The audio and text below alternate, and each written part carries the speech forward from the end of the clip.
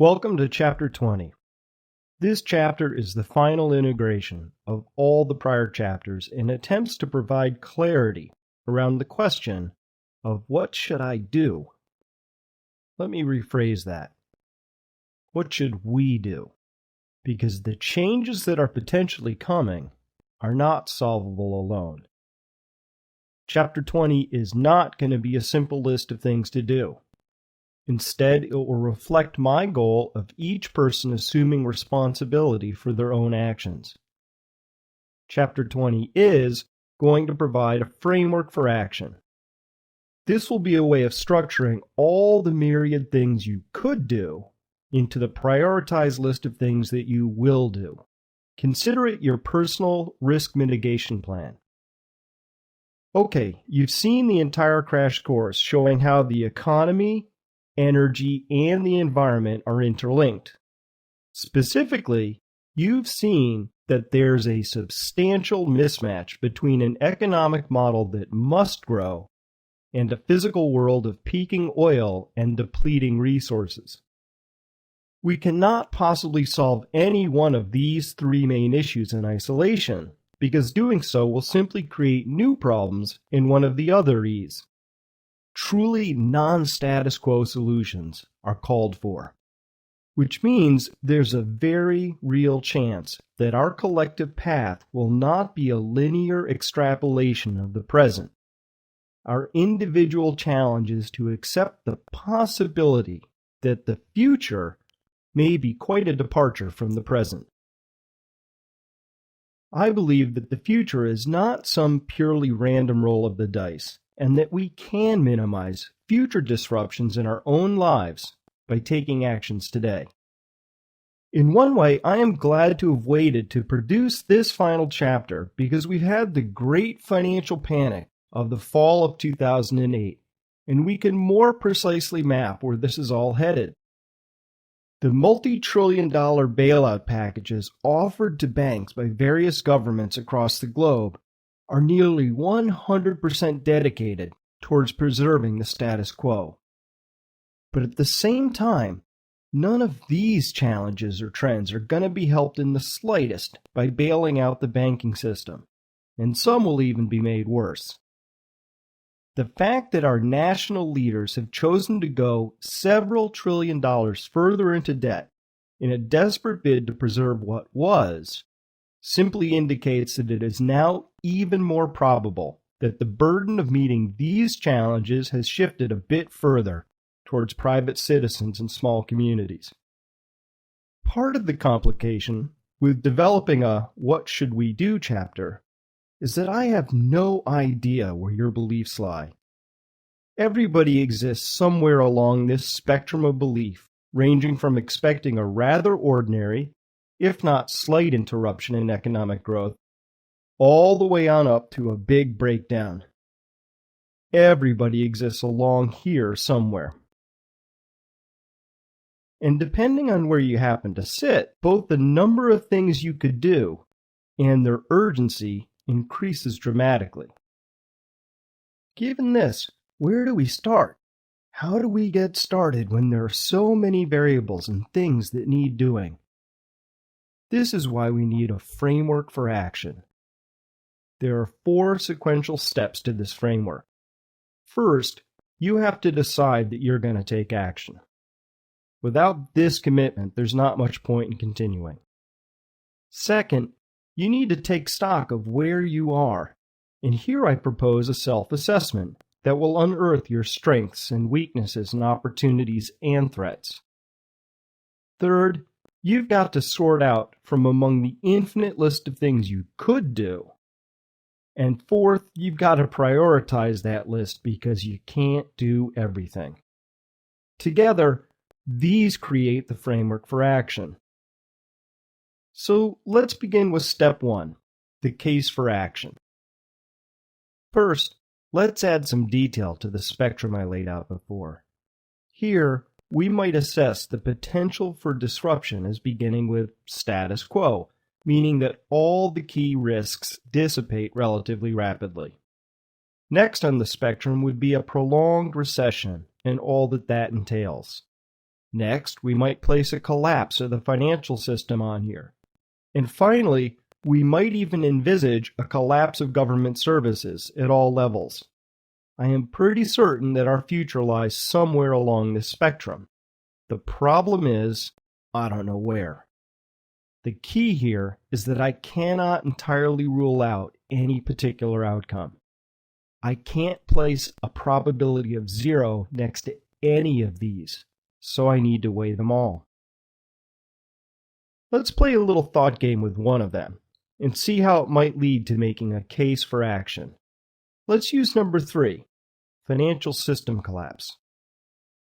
Without worrying about how likely or probable a financial crisis might be, let's simply say that it is either true or it's false. That is, it either happens or it doesn't. Hopefully we can all agree that true or false pretty much covers the total range of possible outcomes. And down on this axis, we'll say that you either prepared for this crisis or you did not. Again, it is either true or false that you chose to take steps to mitigate the impact of the financial crisis. So what happens if it's both true that the crisis happened and that you did prepare as best you could? Congratulations, give yourself a smiley face. You did the best you could. And what about the case where the crisis did not happen and you did not prepare? Again, congratulations, you did the best you could. It turns out that these are essentially equivalent outcomes, and we can therefore remove them from our decision framework. In each case, we got the best outcome we could, so there's not much to be gained from weighing and comparing them any further. But what about this case, where the crisis did not happen, but you did prepare? How bad could that be? What's the worst that you could put in this box? Well, you probably wasted some money, maybe the opportunity to participate in capital gains in the stock market. Maybe you wasted some time, but perhaps worst of all, you ended up feeling foolish. Now that's awful. Now let's compare this box to this other box where the financial crisis happened, but you did not prepare. What can we put in this box? Here it's possible that you suffered a massive loss of wealth, had to make some sudden massive adjustments under the pressure of little time and scarce resources, and live with a sense of recrimination for having been right in your concerns, but unprepared nonetheless. I'm certain you could put a bunch more things in each of these two boxes, and you should, but for our purposes, we're done. Now all we have to do is compare these two boxes. That's it. In the scheme of things, which is worse? Where would you rather be? We are all built differently, but I'm of the sort that could never forgive myself for being right but unprepared. I can more easily forgive myself for being wrong and prepared, but that's just me. Only you know which of these two boxes carries more weight for you. But if you pick the upper right box, then I need to ask you, what's preventing you from taking action? Here's a slight refinement of this thinking that allows for more subtlety than true or false can provide. Suppose that we revisit our spectrum for a financial crisis that spans everything from it's not too bad all the way and up to everything breaks down and stops working for a while. Let's assume that everyone has a different assessment of how likely any particular outcome is. We might find that one person assesses the chance is very low that anything too bad will happen, while another person holds a nearly opposite view. In one important respect, though, they both hold the same view. They both hold the possibility of a bad outcome as being greater than 0. When an outcome has a potentially huge impact, a prudent adult may decide to react to that risk, even though it's not very probable. As long as some risk exists in your mind, and as long as the potential costs of not taking action are outweighed by the costs of taking action, then it makes sense to take action. And that's the case for action. Okay, assuming you've decided that taking action makes sense, the hard part is where? We've been talking about some very big changes in the crash course, so where does one begin in this enormous universe of potential actions? Here's where I would recommend that you spend an hour and perform a self-assessment.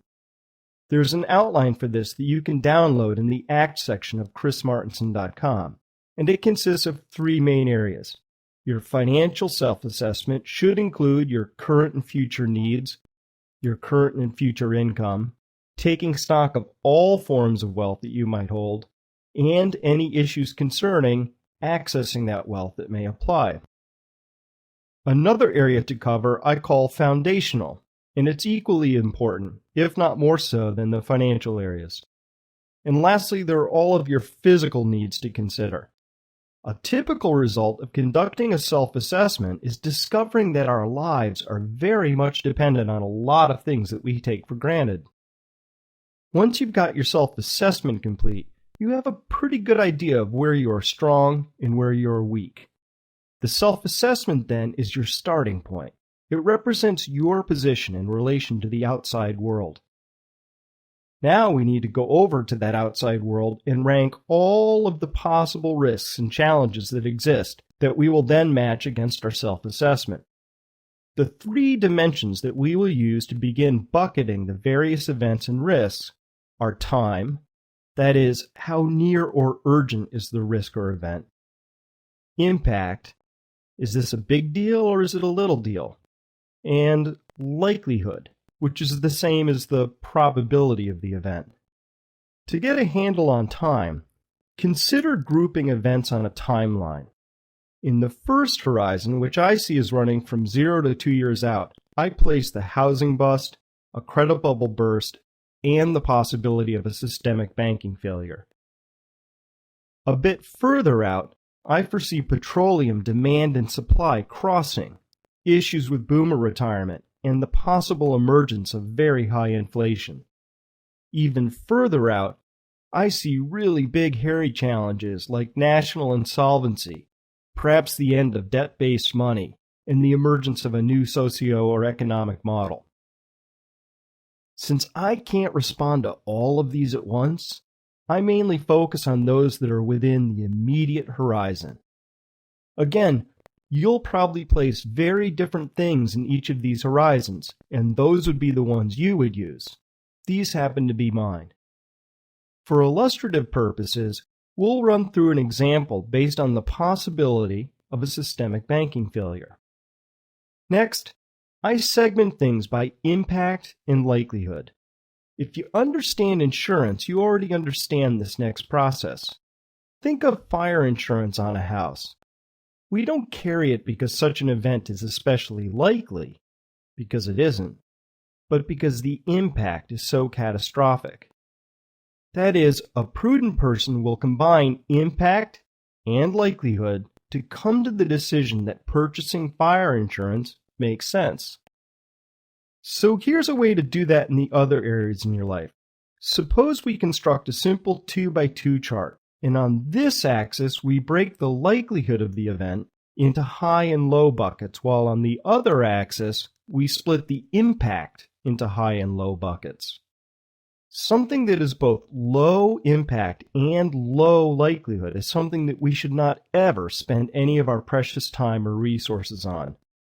Things that fall here are just not worth worrying about. Anything that is high impact and high likelihood is a slam dunk. We always attend to these, and we do them first. Things that are of high impact but low likelihood require more thought, but generally we would usually attend to most of the things in this box next. After that, we'd sometimes attend to the things that are low impact but high likelihood, especially if they happen to have easy or quick remedies. So this becomes the area where events fall that I attend to. How you happen to fill this in will depend on your age, financial means, family situation, and a host of other factors. Now, because I consider there to be a 50% chance of a systemic financial collapse at some point over the next 2 years, I place this as a high-impact, high-probability event, meaning that this is a risk that deserved and got my very highest attention. So let's continue with the example. With this 2x2 grid in our minds, we might flesh out the risks associated with financial system collapse using a table that looks like this. First, we might assess the likelihood of widespread bank closures to be high, the impact to be high, and therefore the rank of this event is high. Then we might come to the same conclusions about our own personal banks. But we might assess the overall rank of a disruption in the food distribution network as medium, and dollar destruction as medium because it has both a high and a low component, which average out to medium for us. We might assess cuts to government spending as low. These are just a few examples. Other things can and should be added to this list. The point here is to assess the likelihood and impact of each event that we think applies to the scenario we are studying. When you've completed this, you'll have a ranked list of events. My recommendation is that when you do these exercises, that you do them with like-minded friends. They will think of things that you're going to miss. It's more fun, and it will all go a lot faster. Now you've got to generate a list. You do this by filtering those events that are imminent, likely, and of high impact through your self-assessment. I guarantee when you do this, you will end up with an entirely too long list of things that you could possibly do. It's time to prioritize. First, the list can quickly be broken into things that you can or will do, and things that you can't or won't do. Of the things that you can or will do, we will break those into 3 tiers of action, such that Tier 1 is always started and completed before beginning Tier 2, which will always precede Tier 3. This makes it much easier to get started because the lists are much more manageable. Of the things that you can't or won't do, your options include finding somebody else who can do them, and this is where community comes in, or letting them go and not worrying about them anymore. Now, back to our example. Let's suppose that after filtering your ranked events through your self-assessment, you came up with a nice long list of actions that you'd like to undertake. Almost certainly there are too many to do all at once, and it's time to use the 3-tier system to identify and tackle the easiest, lowest cost, highest bang for the buck stuff first. So, what is Tier 1? It consists of the easiest, quickest, and cheapest items that require minimal outside assistance and no substantive changes to lifestyle. In this example, then, we might decide that taking a bit of hard cash out of the bank would provide a reasonable buffer against being without purchasing power should the banks and ATMs go on holiday for a while. This is very easy and doable. Our major risk here would be feeling a bit foolish later after nothing happens and we decide to go redeposit that money back in a bank. We might also decide to spread our bets around just in case the bank holiday was not universal and only applied to some banks. Lastly, we might decide to hedge against the vast loss of purchasing power that the people of Argentina experienced while their banks were shuttered. Gold represents one of the few ways to hold a money-like asset entirely outside of the banking system. And we'd do all of these things before even thinking about starting on the Tier 2 list. And so we proceed to Tier 2, which consists of those items that plug the biggest gaps in your self-assessment and require a significant investment of time, money, and energy. For instance, implementing a savings program so that you can afford needed items, or thinking about ways to create a food buffer for your community, or getting involved with your neighbors and local scene to a greater extent. All of these items represent Tier 2 actions. After these items have been gone through, it is time to consider the Tier 3 items, the hard stuff. These are the biggest changes or life decisions on your list, such as maybe changing where you live or acquiring new skills, or maybe changing your job. The point is that you should resist the urge to spend any time or energy mulling these over until you've made serious progress on the Tier 1 and Tier 2 actions. If all of this seems like too much work and you are hoping Chapter 20 would be a more directive and simplified, here's what you do shopping list, I can only say that there are no easy answers for the magnitude of the challenges we face. This chapter could easily be an entire course itself, and future videos on my site will explore these topics in greater detail. What I have been consistently trying to prepare people for the whole way along is simply that the next 20 years are going to be unlike the last 20 years. Specifically, I think we each need to be prepared for a financial catastrophe. Not because we're 100% sure it will happen, but because we can't be 100% sure that it won't happen. Prudent adults identify and manage risks. And I think we each need to be prepared for the possibility that a disruption in our basic support systems could ensue. The things that surface in this line of thinking are considered quite out there in today's society, but barely 100 years ago, our complete dependence on the just-in-time delivery of the basics of life would have been considered mad. Lastly, I think the future is going to be about moving from an I to a we culture. Back to a bygone era where neighbors weren't just nice to each other, but relied on each other. As an informed person, it is now your responsibility to help others as best you can. Perhaps this will be with their knowledge and consent. Perhaps you will have to be more indirect if they are not yet ready to confront these changes. And so I close with a personal call of action to you. Now that you've completed the crash course, I hope you'll agree that the challenges we face are not being adequately addressed at the national or international levels. I created the crash course specifically to reach people one at a time because I hold the belief that some of the risks we are facing are moving much, much faster than the political process. I created the crash course so that you would understand what is going on and do my very best to help you appreciate that the future could be quite different from the past. And I need your help spreading the word. The crash course has been seen by hundreds of thousands of people all across the globe without any advertising on my part. This is because people like you have taken the time to pass it along to their friends, their relatives, and coworkers. But I want it to be seen by millions. We need to create a tipping point of awareness around these issues. And so I need your financial help too, because I have dedicated 4 years of my life and much of my bank account towards creating this body of work and then making it freely available to everyone. If you have gotten something from this, if it's touched you or even changed your thinking in an important way, then I hope you'll consider paying it forward by making a financial contribution so that somebody else down the line gets to see it too. How much?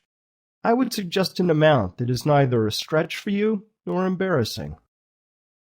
The crash course needs to be seen in the halls of power. I need to train others to deliver the message. I need to travel and take the show to venues both large and small. I need to support the development of multiple language translations.